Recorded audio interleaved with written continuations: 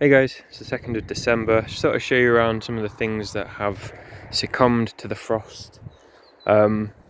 So I had said that it was ironically the tropicals that were holding out the longest. But yeah, now they are on their way out. This is a canna, you can see. Yeah, the leaves sort of feel really kind of floppy and the stems have like fallen over. It's done really well till now. I'm just going to leave this in ground because it came back last year when I thought it hadn't survived.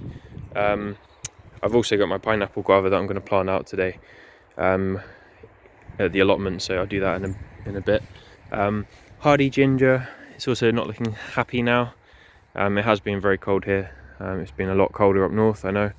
But yeah, it's not looking too great. So I'm going to dig this out, probably put it in my greenhouse, and yeah, hopefully it survives, comes back from the roots.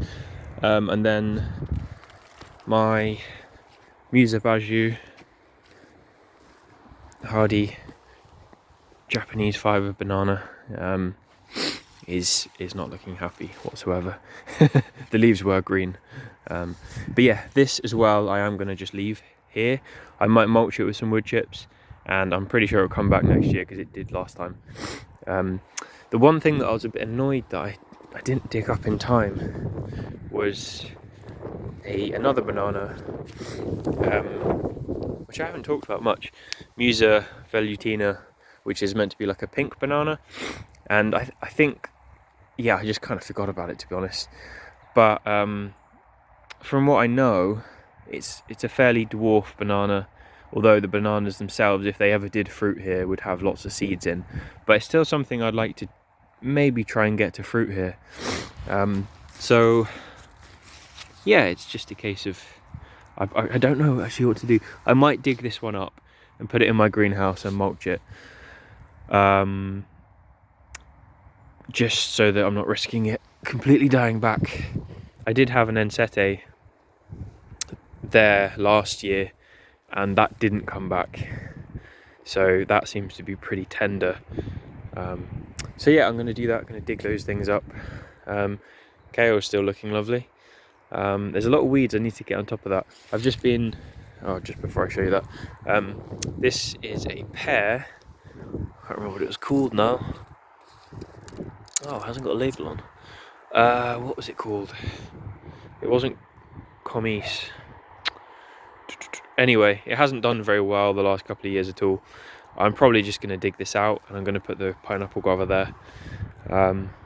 So yeah, that'll be fun. Last thing I'll show you quickly is, yeah, just been wood chipping again. So this area here now spans quite a way. I need to do the ends, but after that, yeah, you know, the fig stuff is getting fairly organised. So I haven't got any cuttings yet because I want to leave it later, because in general the figs like put out some new growth and then they kind of stall, which I assume is when kind of the big amount of their sugar reserves have been used up from inside the cutting itself, and then they kind of sit there, and then it's only until like midsummer that they really start getting going. So I'd rather root them later and try and keep that vigorous growth going. As soon as they root, you know, give them a lot of light, a nice amount of heat, keep them growing, so that I can get the cuttings to basically fruit, hopefully, maybe, for me in the first year. So yeah, that's the plan. I'll just dig those things up and I'll just show you if there's anything interesting there. So one sec. Okay guys, so I've just dug out the hardy ginger, Hedychium Gardneranium or something like that. You can see it's really lovely pink. You can't really, doesn't really pick it up on the camera. Really lovely pink. It's definitely multiplied, which is nice. I guess I was sort of expecting like a, you know, like the edible ginger, those kind of tubers, but it doesn't seem to be. But anyway, yeah, so that's cool. And then this is the Musa velutina, the pink banana, and the root system's looking really healthy. There were a couple of tiny little pups as well. So yeah, I think it will survive, but I need to pot these now because it's really cold and I think the roots will probably start dying if I leave them exposed. I'll just quickly show you before I do that where I've planted the pineapple guava.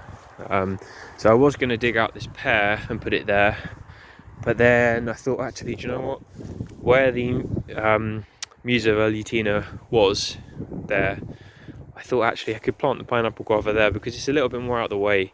Like if I plant it there and it gets big, it kind of blocks access, whereas there it doesn't matter too much because it will kind of grow over the big bathtub. So yeah, pineapple guava triumph. What I'm going to do probably is dig out my seedling one from the front garden, which is pretty neglected and it's, you know, completely shaded, and I'll probably pot it up next to this one so that hopefully they can cross-pollinate. I don't know if they'll flower next year, but and then I might get some pineapple guavas. Anyway, I'll stop talking because I always talk too much. Yeah, that's how things are going, and like I said, I'll leave the Musa baju, which is over there, to hopefully just survive on its own, as well as the cannas, and I'll dig these up. Well, dug them up. I'll pot these up and either keep them in the greenhouse, or I might even try and keep this inside because it's exciting because it'll put out a few new leaves hopefully, but then it'll stop as the winter goes on. I don't know.